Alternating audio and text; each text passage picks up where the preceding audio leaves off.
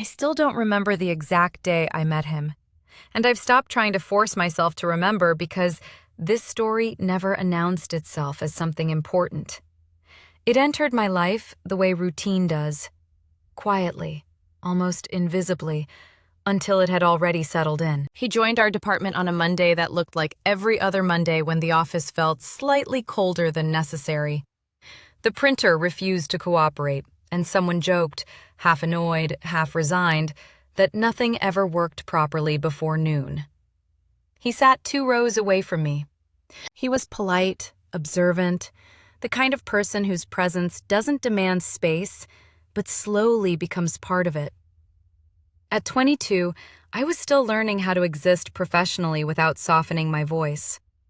I was still practicing independence in small ways, choosing my own routines, earning my own money, learning when to speak and when silence was safer. I wasn't searching for love.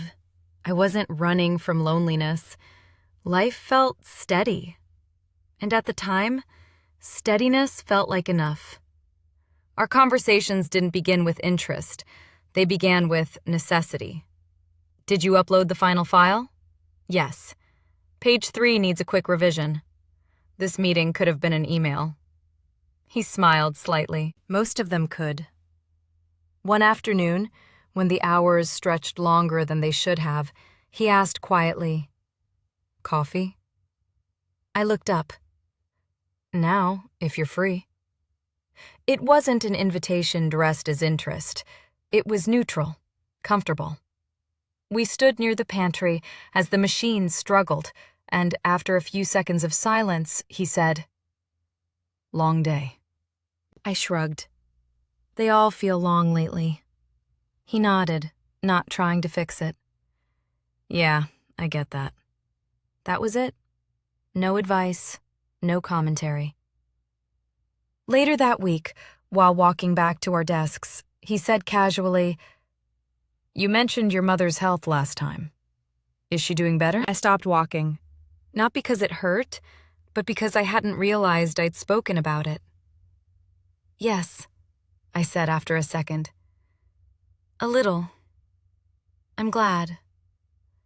And he didn't ask anything else. That restraint stayed with me. I told myself it was kindness, and maybe it was. As weeks passed, conversations widened slowly, naturally, without crossing visible lines. During one late evening, while packing our bags, I sighed and said, "I feel tired even when I've done nothing wrong." He looked up. "That's the kind of tired rest doesn't fix." I laughed softly. "You sound like you've thought about this," he said. "I have more than I admit." Another day, sitting across from each other during lunch, I said half-jokingly, "I overthink everything. It's exhausting being inside my own head." He didn't smile. He considered it. "Thinking deeply isn't the problem. Not being understood while doing it is." That sentence landed somewhere deeper than I expected. Not romantic, just accurate. When boundaries came up casually, honestly, I said, "I'm careful about certain things." He nodded immediately. "As you should be." "No questions?" I asked, surprised. "Why would there be?" he replied. "It's your life." That moment felt safe. I remember thinking, this is what respect feels like. At the time, I thought respect was enough. Without noticing when it happened, he became the person I wanted to tell things to. When a meeting went badly, I messaged him, "Do you ever feel like you spoke too much?" He replied, "No, I think you spoke honestly."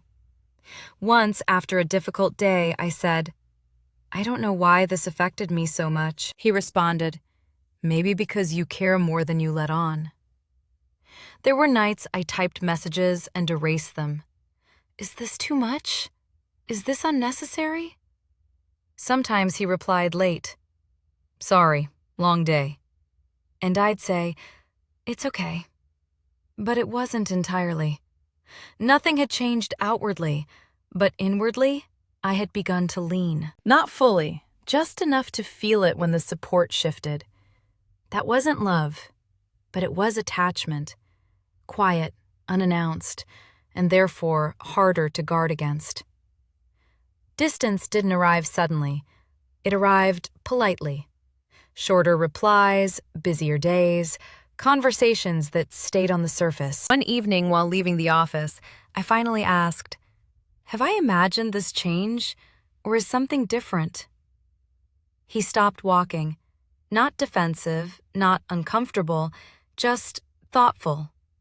He said slowly, "I think we connected emotionally, and maybe neither of us defined what that meant." I nodded, swallowing the weight of it. "I didn't intend to confuse you," he added. "I don't think either of us did anything wrong." That was the hardest part, because he was right. There was nothing to argue against, nothing to accuse, only something to accept. That night, I sat alone longer than usual. No tears, no collapse, just a quiet heaviness. When I told a friend, she said, "At least nothing physical happened. You're lucky." I smiled. Yeah. But inside, I thought something did happen, just not where you're looking. I had given emotional access without asking for permanence. He didn't take it. I offered it. Healing didn't arrive dramatically either. It came in pauses, in moments where I almost reached for my phone and didn't. In mornings where I asked myself, why do I miss being understood more than I miss him? That question stayed. One evening, talking to myself softly, I said out loud, "You didn't lose anything. You learned." Another day, I admitted, I didn't protect my emotions the way I protected my body. And that wasn't shame. It was clarity. I began setting quieter boundaries, not walls, just awareness. I stopped explaining myself to people who hadn't earned access. I paused before sharing thoughts that felt too raw. Slowly, I became my own reference point again. I don't regret knowing him. I regret not knowing myself well enough. Then, I still believe in connection, but now I ask different questions.